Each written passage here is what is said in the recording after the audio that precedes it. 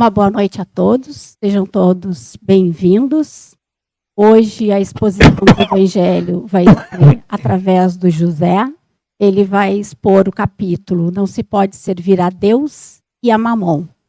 Então, que a partir desse momento a gente consiga ter uma atenção direcionada para o que ele vai falar, para as coisas que são importantes realmente, a gente refletir nesse momento, para que todos esses fundamentos, que os fundamentos da doutrina, que esses princípios sejam projetados no nosso dia a dia, através dos ensinamentos de Jesus e através da nossa vontade de colocar em prática todos esses ensinamentos.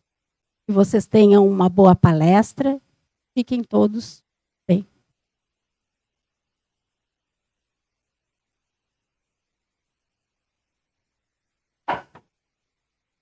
Boa noite a todos vocês que se encontram aqui, boa noite a quem nos acompanha regularmente. Aí. Bom, hoje nós estamos no meio do Evangelho segundo o Espiritismo, né? A semana passada foi tratado o capítulo, né? Tem por título o lema espírita. Nós temos que entender o porquê. Né? Quando a gente começa a estudar a doutrina espírita, a gente vem cheio de ideias que são fruto das nossas tendências naturais, derivadas das experiências, das compreensões relativas que nós vamos desenvolvendo ao longo do tempo, pelas vidas que nós vamos vivendo, né? Associado aos conceitos vigentes dentro da sociedade atual. Então, esse bojo, esse conjunto de característica é que nos norteia o pensar, tá? E o se direcionar dentro da existência. O que a gente aprende, né, quando a gente começa a estudar a doutrina espírita e começa a entrar frontalmente contrário a tudo isso? Nos é dito lá, dentro do Livro dos Espíritos, que explica de forma racional por que nós somos, da maneira que nós somos, como é que a vida funciona, enfim. É uma coisa belíssima que preenche as lacunas de compreensão que todos nós somos portadores, as respostas que nós sempre buscamos, de fórum racional, ou seja, lógico. Tá? A doutrina espírita, ela é sustentada nos conceitos da vida. E como a ciência estuda a vida, né, todas as ciências estudam a vida de maneira diferente, ela também é alicerçada no desenvolvimento das ciências humanas, tá, que na realidade a confirmam e a têm confirmado desde todos os tempos. Tá? Então, o que a gente vê lá? Que a gente vem num processo de evolução onde a gente não começa na faixa humana, racional, né, a gente é bem definido, nós somos criados como um princípio, um fundamento que é inteligente e que inicialmente sofre ações de fora para dentro, né, para que haja o desenvolvimento de um determinado conteúdo.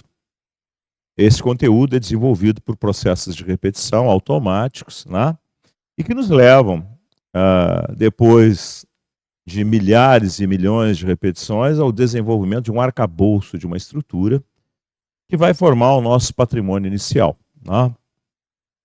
Isso chega num determinado ponto em que nós atingimos essa condição, e aí nesse momento, também novamente fora para dentro, vem uma ação que modula a nossa estrutura, introduzindo outras características, que é a capacidade de comparar, né, de escolher e, consequentemente, desenvolver razão. Né? Aí nós entramos na faixa que nós conhecemos na atualidade, que é a faixa humana. A faixa racional. Mas também lá nos é explicado que o grande problema que nós nos encontramos na atualidade, né, e que é o pai e a mãe de todas as situações de conflito, lá é definido, lá na pergunta 918 do Livro dos Espíritos, como sendo o egoísmo. Por que o egoísmo é um problema e o que ele na realidade representa, como ele é formado? Tá? Nós viemos, dentro dessa trajetória dentro do tempo, passando por vários reinos de desenvolvimento desse processo. No Livro dos Espíritos é estudado lá na terceira parte, chamado dos 3 reinos. Né? E lá nos é descrito que nós passamos aqui dentro do modelo terrestre, não é o único, mas é um que representa esse desenvolvimento, por essas estruturas ou por esses reinos conhecidos por nós, mineral, vegetal e animal. Né? O nosso arcabouço físico está contemplado dentro da estrutura animal. E o que é característico dentro da estrutura animal é, na realidade, determinados instintos. Tá? O instinto de sobrevivência, de reprodução, eles são marcantes. Tá? E também nos é explicado que a distorção desse instinto de sobrevivência pela centralização em si mesmo é que gera isso que essa palavra egoísmo representa. Como nós somos inicialmente muito primários, muito primitivos, muito inseguros, nós temos o comportamento de desenvolver a querer tudo para nós pela insegurança que nos dá característica. Então nós queremos tudo de comer para nós, todas as estruturas emocionais. E isso, na realidade, no início, e a gente vê isso quando a gente estuda o comportamento, né, que está gravado nas pedras, onde tem a descrição do comportamento dos homens primitivos, que lá era feito assim, era feito dessa maneira. E que na medida que a gente estuda a história e o comportamento das civilizações, a gente vai se dando conta que a gente vem desses estados, lenta e gradualmente, tornando mais civilizada a criatura. Isso também é estudado dentro do Livro dos Espíritos. Né? Moldando, né, e diminuindo essas características centralizadoras do próprio eu, né, que é a base do egoísmo. O egoísmo é a centralização em si mesmo. Por que ele é um problema? Primeiro, porque nós somos criaturas que temos necessidade de relação. Nós somos criaturas sociais. O espírito, na realidade, é uma criatura socializada ou com socialidade necessária. Ele não se desenvolve sozinho. Não tem como ele se desenvolver sozinho. É nas relações que ele desenvolve as experiências que vão, na realidade, dotando das características de sublimação. Então, esse conceito, esse estado de isolamento que o egoísmo representa, é contrário a esse processo. E se é contrário ao processo, é contrário ao processo de desenvolvimento e, consequentemente, à felicidade que é derivada diretamente do desenvolvimento. Então, o lema espírita fala a respeito exatamente disso. O que é? O lema espírita é fora da caridade não há salvação. O que é caridade? A gente tem que começar a entender, determinar. Caridade não é o ato, é a condição que gera o ato. E que tipo de ato? O ato de desprendimento de si mesmo.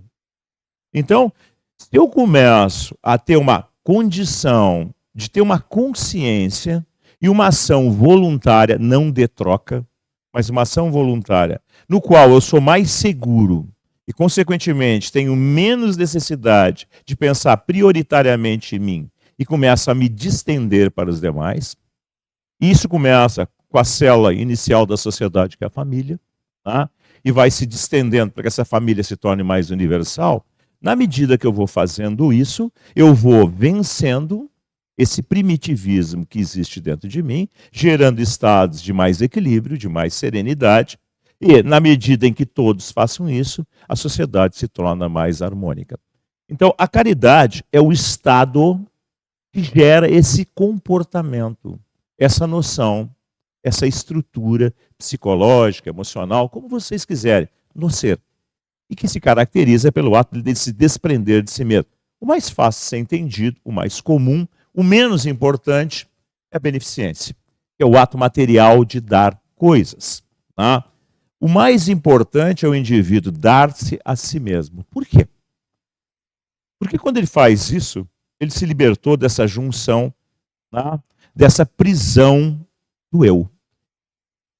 Quando a gente estuda a estrutura do Livro dos Espíritos, e lá fala que existe uma coisa que a psicologia já determinou, e que chama de ego, né? E a gente tenta entender o que é esse ego. Afinal de contas, isso é uma palavra. O que representa esse ego? Isso é uma parte do cérebro? O que é isso, na realidade? Todo mundo fala disso, mas, fundamentalmente, ninguém define exatamente o que é isso. O que isso representa? Aonde isso se localiza? Então, o que a gente aprende dentro da doutrina espírita? Que a gente vai tendo um acumulado de experiências no nível evolutivo que nós nos encontramos. Como o nosso nível evolutivo é baixo, Nós somos seres muito sensoriais. Então, qual é as experiências que a gente guarda? A gente guarda as experiências sensoriais de satisfação. Então, o ego é estruturado em cima disso. Ele nos ensina, de forma limitada, fruto das experiências vividas, que a felicidade, entre aspas, é derivada desse consumismo, dessa saciedade, seja biológica, seja emocional. Isso estrutura o nosso psiquismo e a nossa maneira de ser. Então, por isso que é o estado de instinto o que é deturpado. Por quê? Porque o animal, ele tem um instinto de sobrevivência lá, né? Então ele tem, por exemplo, a necessidade de comer. Ele come até a saciedade. Depois ele não come mais. Tá? Nós não, nós comemos e guardamos, comemos e guardamos. Vocês notem, isso é uma transição. Por exemplo, se nós olharmos, né, os animais mais avançados, os mamíferos, eles têm um comportamento que começa a se aproximar desse tipo de coisa. É uma transição para depois chegar na faixa em que nós nos encontramos. Então, essa estrutura que está gravada profundamente em nós, né, que é uma visão materializada, e vocês vão ver que tem a ver com o capítulo de hoje, diretamente com o capítulo de hoje, é que faz com que nós sejamos da maneira em que atualmente predomina a estrutura da sociedade humana. Qual é a decorrência, o que isso gera, que eu já falei inicialmente, e o que isso faz? Isso gera competição, insatisfação e conflito. Basta nós olharmos a sociedade humana. Se nós olharmos a sociedade humana, a microvisão, que é uma visão direta, pessoal nossa, quantos problemas nós vivemos? Se nós olharmos a macro, nós olharmos de cima, nós vamos ver como é que o mundo se comporta. Basta olhar que nós estamos em pleno 2025, cheio de guerras ainda. E cheio de uma série de conflitos que tem dentro da sociedade humana de uma forma geral, e o Brasil não se acha isento desse tipo de coisa. Então é só nós olharmos e pensarmos, e nós vamos ver que isso é uma realidade. Qual é a sociedade ideal? A sociedade ideal seria aquela em que ninguém explora ninguém. Na figura, o forte, que é o dominante, não explora o fraco. Que é a ideia espírita. Então, quando o indivíduo consegue chegar nisso, ele faz o quê? Ele acelera a natureza de seu processo evolutivo. Ele se torna mais equilibrado, ele é mais feliz. Então, olhem bem, fora da caridade não há salvação. Fora do desprendimento de si mesmo, a evolução é muito lenta, muito devagar, tardia, difícil, gera infelicidade.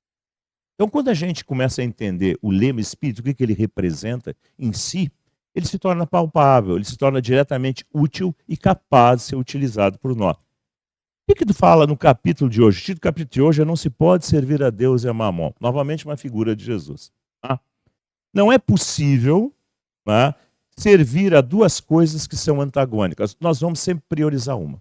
Não tem como gerar enquadramento absoluto de duas coisas que não se coadulam. Nós não podemos, na realidade, priorizar aquilo que é transitório em detrimento do que é definitivo. O que é isso? Nós não podemos priorizar o sensorial em função das experiências que nós temos que desenvolver. Por isso, pensem em vocês. Tá? Existe a famosa pluralidade das existências, ou seja, as múltiplas vidas. Eu sei que a maioria não gosta disso, mas é uma grande realidade. Eu perguntaria para vocês que estão aqui, quantas esposas, quantos esposos, quantos filhos vocês já tiveram ao longo dessa jornada dentro do tempo? Por que isso? O que busca isso? É só nós olharmos para o nosso estado atual. Nós continuamos priorizando essas nossas extensões do nosso eu. É o meu, né? Minha casa, meu marido, minha mulher, meus filhos. Notem como isso está enraizado em nós. Isso é marcante. Tem um lado positivo? Tem um lado positivo. Qual é? Gerar essa distensão da própria individualidade. Mas essa individualidade aí se torna coletiva restrita. E aí nós competimos. E aí nós geramos todos os processos de distensão que existem. Inclusive com má formação da estrutura social familiar. Nós protegemos indevidamente, nós mal educamos e despreparamos as criaturas para esse mundo que tem essas características. Onde todo mundo faz isso. Então o que isso vai gerar? O que está gerando na sociedade atual? Distensões, desestruturações. Como que nós vamos aprender? Como nós sempre aprendemos? Pelo fato. O que a doutrina faz? Ela nos explica por que as coisas são da maneira que são. E nos entrega a possibilidade da nossa livre escolha de querer manter isto ou alterar isso, não querer mais nada disso. Então notem que é um processo, é uma proposta racional.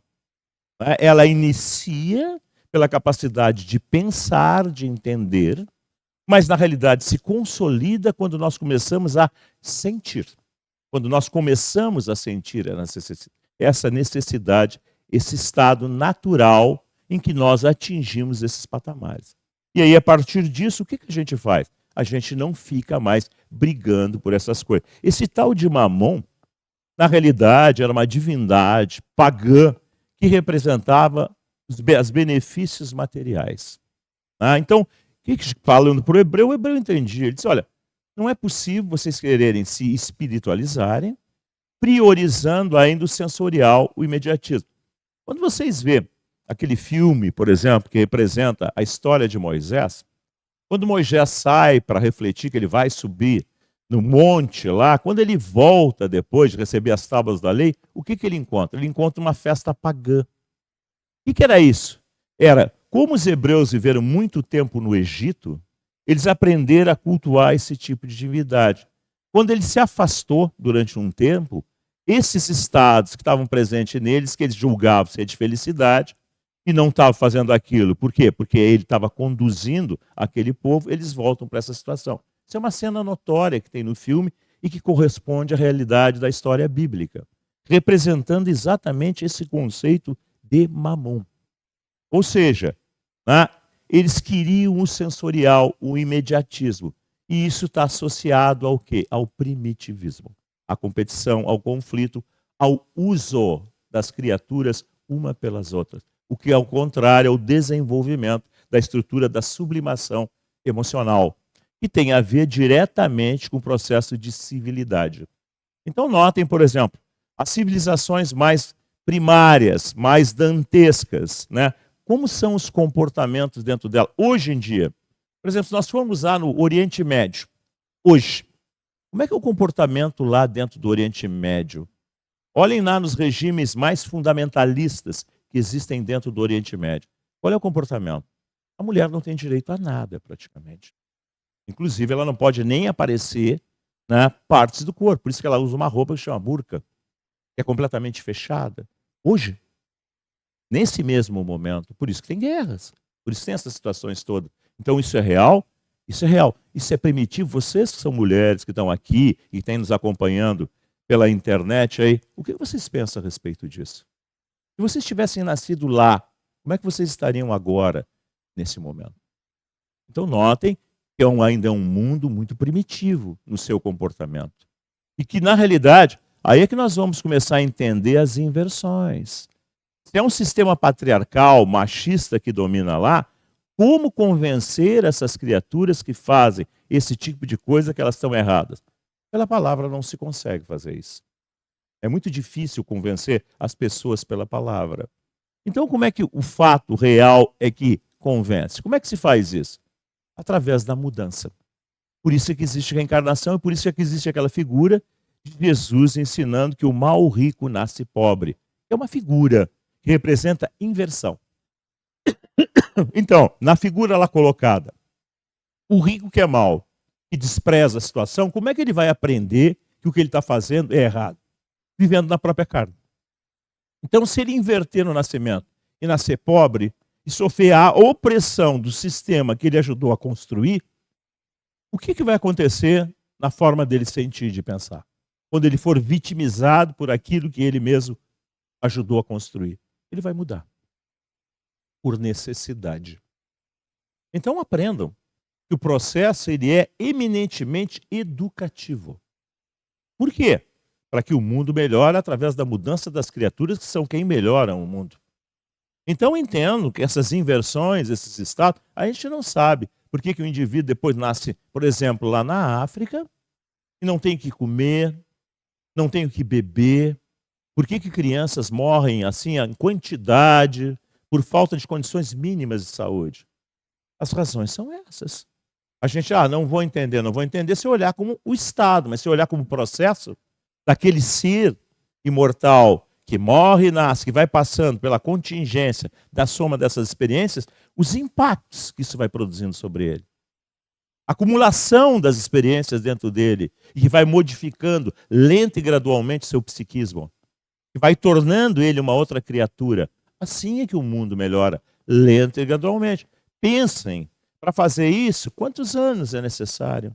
Nós temos mais ou menos uma média de 50, 60 anos de existência, mas uns 30, 40, 50 de desencarnado. Então, cada ciclo desses leva 100 e poucos anos. Então, por isso que o processo é lento e gradual, mas funciona. E como ele pode ser acelerado? Na medida em que o comportamento mais equilibrado se tornar o quê? Norteante, dominante. É o que está escrito também dentro do Livro dos Espíritos. Tem uma pergunta, a pergunta 932 dentro do Livro dos Espíritos, que diz assim, ó, por que é miúde? Quer dizer, por que corriqueiramente o mal domina? Tá? E a resposta lá diz, olha, é pela omissão dos bons. Tá? Quando estes o quiserem, dominarão. Os maus são audaciosos, né? Não temem nada, os bons são tímidos. Então, é verdade? É. Pense, quantas vezes a gente vê uma injustiça de alguém que é agressivo, de alguém que é violento, de alguém que na realidade é corrupto. E o que a gente faz? A gente se omite. Não tem nada a ver com isso, eu não estou sendo prejudicado, não é comigo. E aí o que acontece? Acontece o que está acontecendo. O que está acontecendo de uma forma geral no mundo. Até que isso bata na nossa porta, até que isso chegue até nós. Aí, como chega até nós, e nós somos atingidos pelo aquilo, o que acontece? Nós começamos a mudar de posição. Eles precisam dizer, mas isso, muitas vezes isso não acontece, né, dentro de uma mesma existência. Evidentemente que não. Por isso que existem também essas inversões. Então, notem que na medida que a gente começar a desenvolver um cunho interno de maior justiça social, notem, não adianta falar, só dizer não produz coisa nenhuma. É preciso que a gente tenha atitudes compatíveis. Isso começa nas pequenas coisas. Na medida que a gente começa a construir esse tipo de situação, a sociedade vai viver esse tipo de ação dominante. O erro, o absurdo, o desequilibrante será a exceção e não mais a regra. Então, quando se diz assim, ó, não se pode viver com essas duas coisas, realmente não se pode. Essa omissão feita por nós é um estado ainda de inferioridade na nossa estrutura interna. Por quê? Porque a gente abdica dessa justiça em função dos nossos interesses imediatos. Ainda é a priorização do eu. Notem, por exemplo, vou dar um exemplo para vocês comparativo. Na nossa área aqui, o Chico Xavier. Tá? Como é que ele viveu? Priorizando o seu eu? Nunca fez isso. Ele ganhava pouco, mas distribuiu o que ganhava. Quanto tempo ele dormia por noite? Em função de quê? De escrever livros que chegam até nós, para nós podermos parar, de atender pessoas que iam em caravanas, para lá, mães que perdiam filhos, pessoas que queriam respostas, explicações, uma pessoa de saúde frágil. Pensem nisso. Pensem o Divaldo, que agora, né, quem acompanha soube que ele teve um câncer, né, teve tratamento, a coisa disparou antes de se desenvolver. Para quê? Para ele poder, na realidade, sofrer tratamento. Ele deveria morrer, ele mesmo diz isso. Se vocês pegarem os vídeos dele falando, vocês vão ver. E foi prolongada a sua estada aqui entre nós. Por quê? Porque não tem substituto. Porque não tem ainda quem faça o que ele faz. E quantas pessoas tem nas instituições espíritas? Milhares. Mas quantos têm uma dedicação, uma vivência de valores que possa produzir a exemplificação do que ele representa? Pouquíssimos. Então notem, né, que para sacrifício pessoal dele, um corpo já deteriorado, um sacrifício, né, da sua estrutura toda física, ele vai ser mantido em benefício de quem? Dele? Que já tem um comportamento ilibado para chuchu, ou nosso?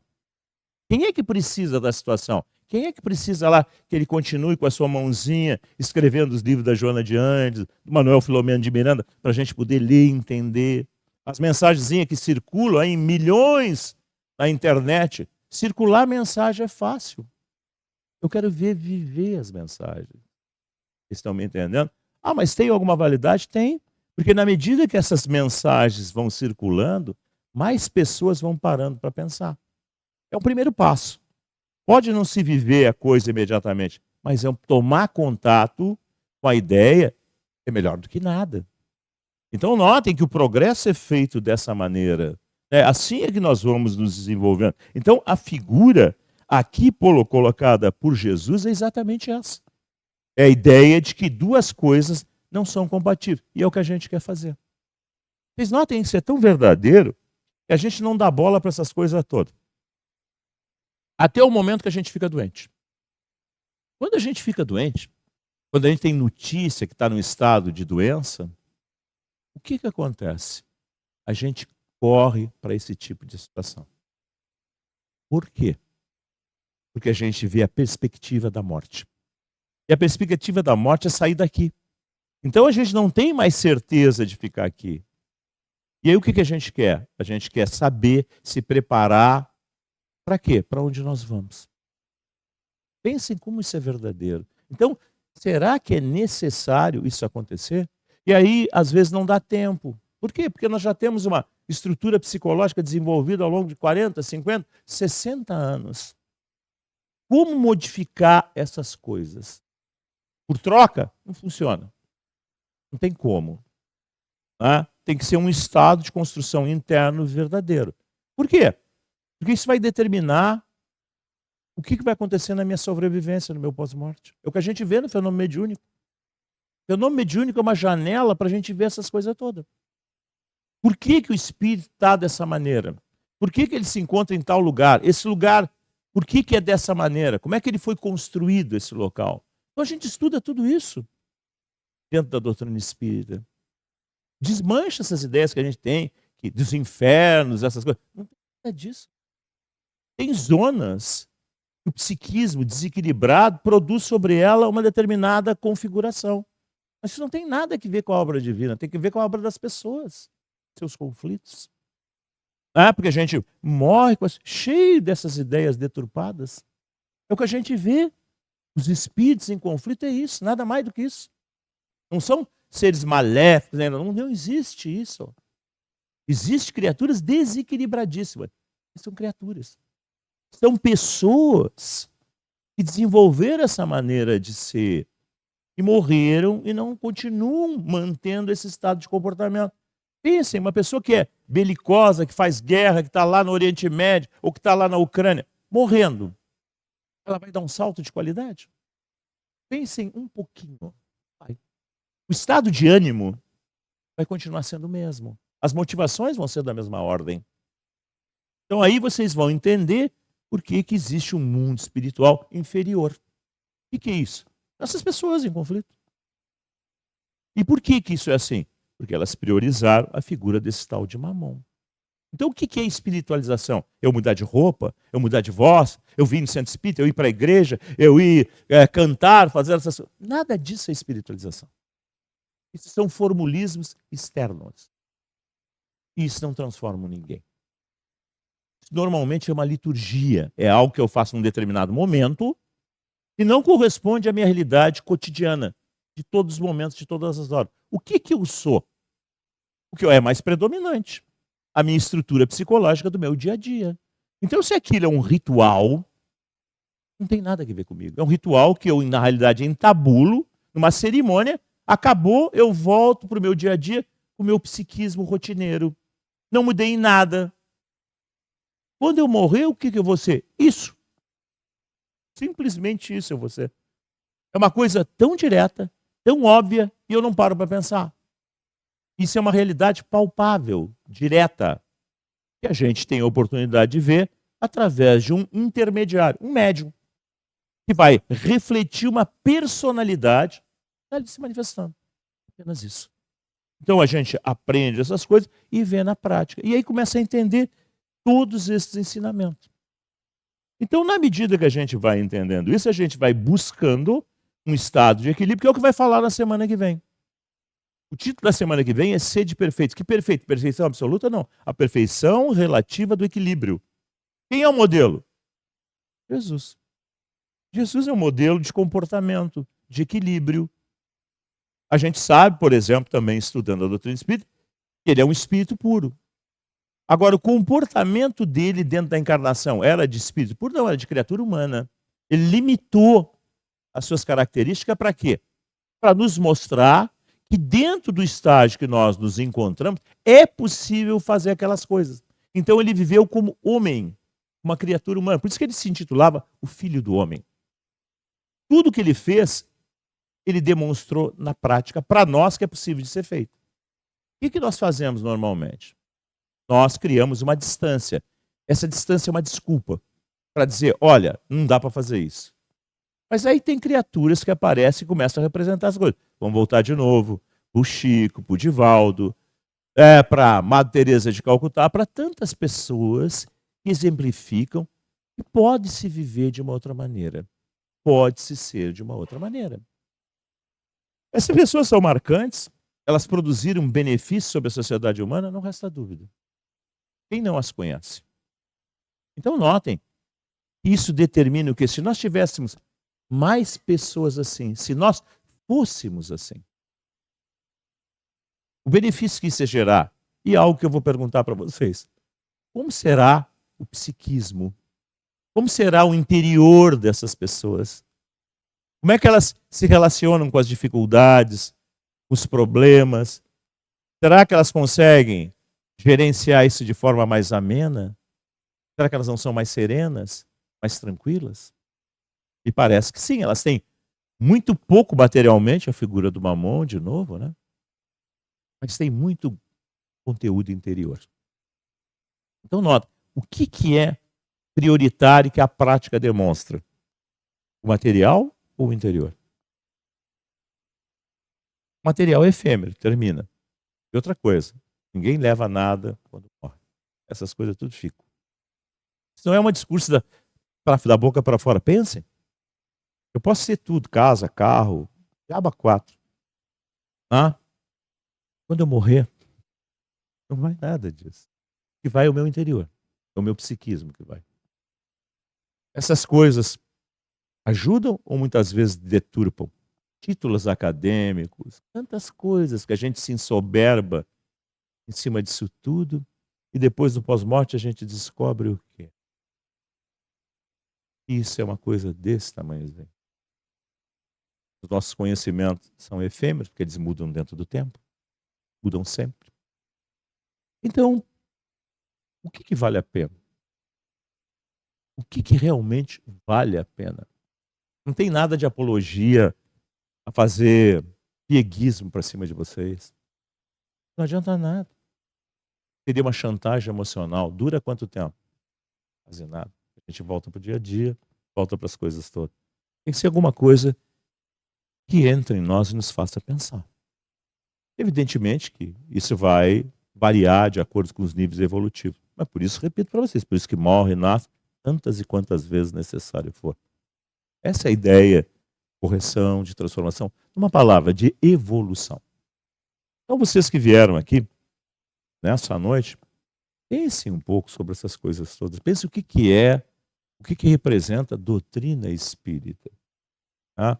A gente tem muitas vezes informações muito distorcidas a respeito disso.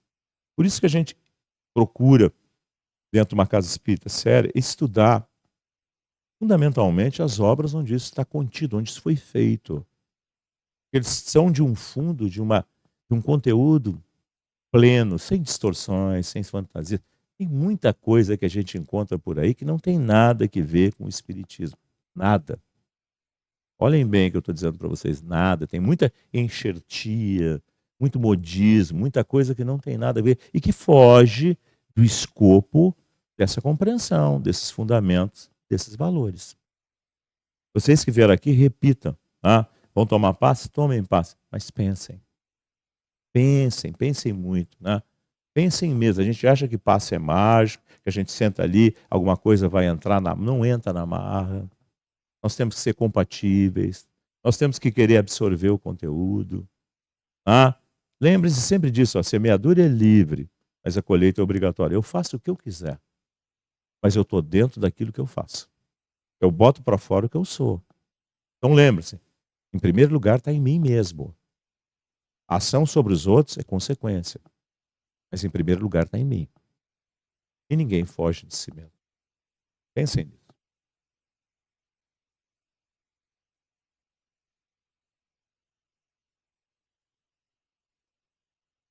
Então, tendo concluído essa primeira parte, como o próprio expositor falou, agora quem está aqui no salão vai para os passes, guarde.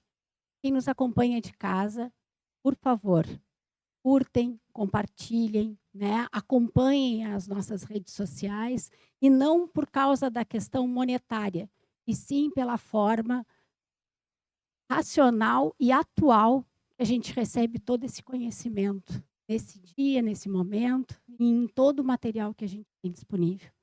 Tá bom? Fiquem em paz e até uma próxima oportunidade.